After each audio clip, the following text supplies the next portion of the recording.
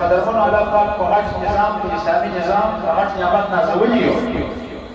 د دغه نعمت ناشکري کفران نافرماني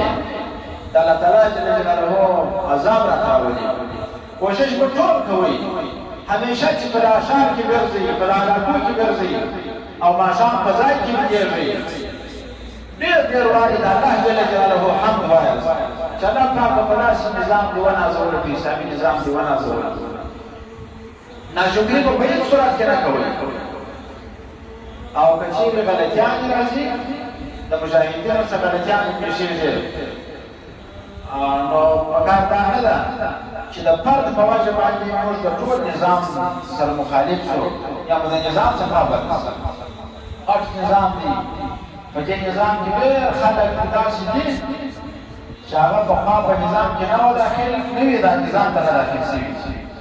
یو هغه مجاهدین دي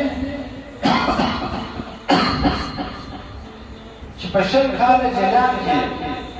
ستړیاوې او تکالیف یې وړي دي مشکلات یې وړي دي د هر مسلمان د اخلاص درجه ورته معلومه ده چې دا خو هغه قروالات دي چې زما توبهګانې راستل دا خو هغه مسلمان دی چې ما ته یې لار راښولې ده دا خو هغه مسلمان دی چې زما سره یې زوی شهید شوی دی دا خو هغه مسلمان دی چې زما سره یې پیشو کومک کړی دا خو هغه مسلمان دی چې زما سره یې په فکر باندې حمایه کړی هغه مجاهدین ستاسې په قدر پوهېږي په احترام پوهېږي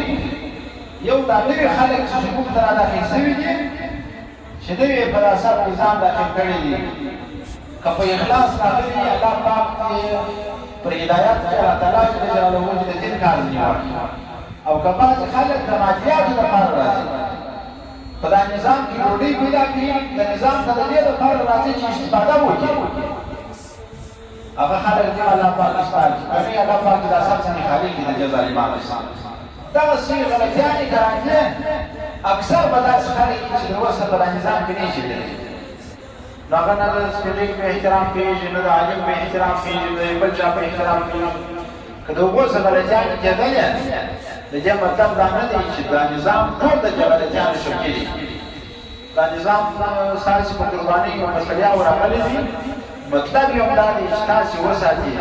ستاسې عزت و ابرو و ایمان اسلام مادیات ټول به در وساتي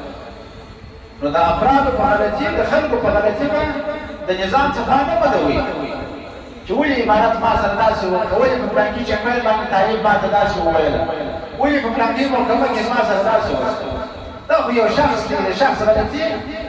ټول نظام ته به منسوبوي په دې نظام کې خورا درنې قرباني شوي دي بیخي ډېر ځوانان شهیدان شوي دي